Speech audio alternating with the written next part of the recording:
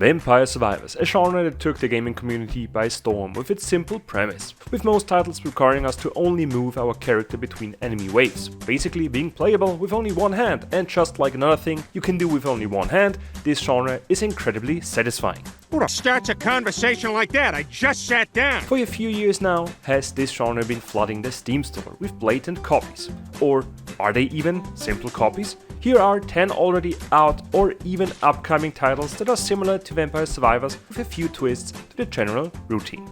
Starting off, we are facing not blood-sucking vampires but blood-bursting aliens in this beautiful sci-fi themed bullet hell called Greedland. In Greedland, we equip numerous weapons, suit up in various high-tech battle suits, and take down hordes of aliens in an incredibly satisfying fashion.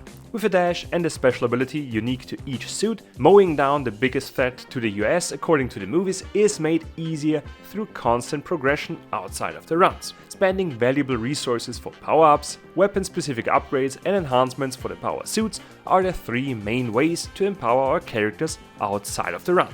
During the run, we constantly level up, gain the typical upgrading options like movement speed, attack speed and other speeds, while the upgrades for the weapons are even more impactful. Those are essential to take down the various waves and also bosses appearing on the few planets we bombard. However, the biggest game changers to the run's success are the various airdrops we can grab to blast whole sections of the map with powerful bombs. With its price of $10.79, it nearly made my list of 10 roguelikes under $10, but I thought Pythagoras would have been disappointed in my failed math abilities. Regardless, Greedland is currently in early access, a somewhat more expensive title, but still tons of fun. Next up is a title far more similar to Vampire Survivors, not only with its visuals, named Keeper's Toll. With an assortment of 6 heroes, each with their own playstyles, spells and even talent trees, we fight through a handful of maps, mowing down enemies left and right, upgrading their skills after leveling up with the experience points being granted the usual way. Apart from most other Survivors games, Keeper's Toll has worlds to explore, which granted doesn't change their appearance much when we move through them, but they even have a few quests we need to fulfill to progress even further. Talking about progression, as mentioned, the comprehensive talent trees of each class can be found outside of a run, with each attempt giving our used class experience points to allocate, upgrading specific damage types, enhancing spells and overall making our characters far more powerful. These power-ups are a welcome addition, especially when facing the few bosses, with their dangerous attacks and mechanics to avoid and dodge. This is made easier by a dodge ability, complementing the specific character's game styles. It launched in October 2024 and is for the price of $6.89 a great addition to the genre. The next title is a bit more unique, not only for the general aesthetic, but also for the general gameplay routine. Pesticide Not Required doesn't send us into a hellish world. Okay, for squeamish people, maybe it's hellish. And it doesn't send us against hordes of enemies to gain experience points. Okay, it does, but the unique twist of the game is that we gain our experience points from farming land, planting crops, watering them, and by harvesting them we obtain experience points for upgrades, either stat related or to unlock and enhance specific weapons and abilities, depending on what crop we plant. The seeds for those can be bought in the farmer's shop, which opens up once a day in the game's day and night cycle, allowing us to spend the money we get from smashing various insects, Snuff the beetles! Snuff them! for new seeds, pets that help us defend or till a field and even enlarge our cropping field. While we further can fish and mine ore, a gathering resource can be spent outside of a run, seeing us fill the pantry with tins to enhance our power, pick one of the many unlockable frogs, each with a unique playstyle, and launch into one of 4 seasons. The charming art style combined with the charming price form a charming title in this charming list.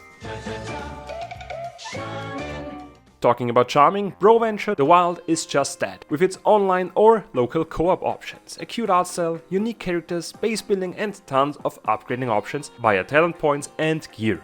In BTW, we are BTW not only cleaving and shooting through enemy hordes, but further are chopping ore and mining wood, or vice versa, to obtain valuable resources we require to craft gear sets with various different stat enhancements and also erect houses to unlock further characters to play. With 3 different difficulties to master and different maps to explore, we face off against waves and bosses to obtain the bountiful experience points. Each level up, as per usual, gives us upgrading options for the ongoing run and new weapons to pick up. While one additional great implementation of the game is that certain types of weapons fully leveled up can result into powerful combinations, seeing 3 separate freezing spells culminating into outright insane freezing waves, just to name one example. Apart from these weapons, each character further has a special ability, resulting in fun archetypes, with one character having a taunt ability, drawing in all enemies away from their friends, to name one example. With the charming art style, the fun co-op possibilities and extraction elements, Broventure the Wild falls flat with its missing release date, which hopefully will be sooner rather than later. I think you can... Oh, you died. Coming in with a completely contrary type of art style is Jotunnslayer Hordes of Hel, being one of the prettiest survivors games out there. Launching into Nordic worlds to clash with fitting creatures and bosses, we take charge of varying classes, each using specific class weapons and numerous gifts granted by Norse gods like Thor and Loki. Within an unforgiving setting of hellish worlds, we obtain experience points to empower either our class skills, with currently 4 types available, or chase god skills for lightning strikes from Thor, golden swords from Freya, or crows from Odin. In those worlds, we are not only charged by surviving, decimating the populace of monsters, but further fulfill missions rewarding us with gold coins necessary to fill up the numerous talent trees outside of the runs. Going back into a level, those missions further are unlocking a boss fight, seeing us fight gigantic creatures with numerous abilities and mechanics to avoid. With a trusty dodge ability, this is made easier but not easy, while each class has one additional usable skill depending on which weapon we choose at the start of a run. Those weapons can be bought with soul stones, which are a second currency found during runs, while a few skins of each hero provide us with the last bit of customization bliss each player wishes for. Currently in early access, Jotunnslayer Hordes of Hel is by far the prettiest survivors game I've played so far, but also one of the tougher ones, resulting in numerous steps. Son of a bitch! Keeping the Norse theme alive is the next title, Asgards Fall Viking Survivors. While the setting is similar, the visuals are far less impressive, but Asgard's Fall trumps with other aspects that are satisfying, namely the gameplay.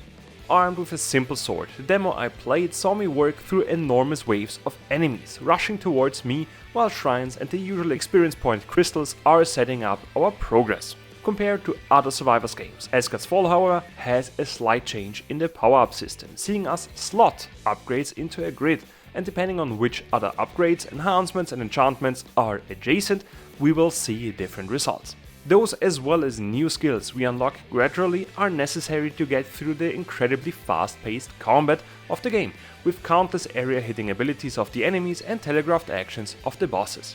Outside of the runs, we have another unique progression system with a pigment setting, seeing us combine various resources into colors we can slot into another grid, empowering our overall damage, movement speed, or giving us other special properties. This color system is further accompanied by a talent tree culminating into rather satisfying customization options. With no release date set yet, Asgard's Fall Viking Survivors has found its way on my wishlist quicker than the average player gets enraged at the words gacha system. Sneakily bringing gacha into the conversation, it's a monologue, not a real conversation. The next title is 50% just that, with Gacha Fever finding its way onto the list. With its funky art style and incredible customization options during a run, split into numerous levels, we pick one of many different heroes, each having strengths and weaknesses, while gathering gold coins is accompanying the usual experience crystal hunt. In between levels, we are using the level ups to purchase helpful items enhancing various stats, while every couple of sections a busty shopkeeper pops up, tempting our free hand, while her crafting function lets us combine the bought items to gain incredible effects for our fighter. The hook in this Vampire Survivors game is the brilliant customization variety we get with all the creative items, seeing us become powerhouses even in areas the current character shouldn't excel at, or we utilize the items to improve the hero's power level by neglecting their weaknesses and lean heavily into their strengths. While the boss fights and enemy movements are nicely telegraphed, the visibility is heavily limited, just like a true bullet hell should be. With a low price tag and much more additions planned for the currently ongoing early access period, Gacha Fever fits this list like a glove. Since the majority of my viewers is from the US, I cannot neglect this demographic, which is why the next title is a gun-focused title called Nimrods GunCraft Survivor. Armed with just one weapon, we manually shoot at weird monsters, taking the experience crystals and use those for weapon modifications, obtaining new shooting patterns, incredible explosive effects, or even a bubble, seeing us bounce every shot in a certain area, mowing down the enemy hordes. While a handful of activities are sprinkled throughout the levels, we try to survive as long as possible. With a fatal attack leading to a reset of our level, we see ourselves reaccompanied by the same weapon in the base, leading to a consistent weapon progression if we choose so.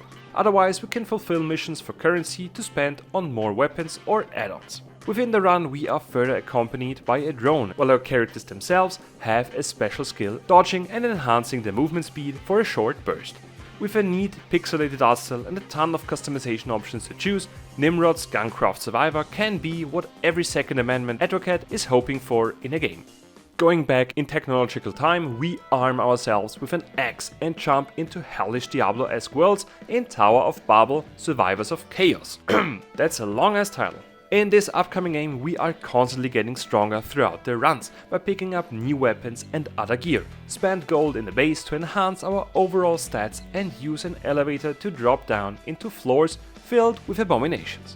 While the lack of activities down there might be an issue, the fluidity of the various abilities and skills we unlock through level ups is far from lacking, forming an enjoyable gameplay routine while we hunt for gear.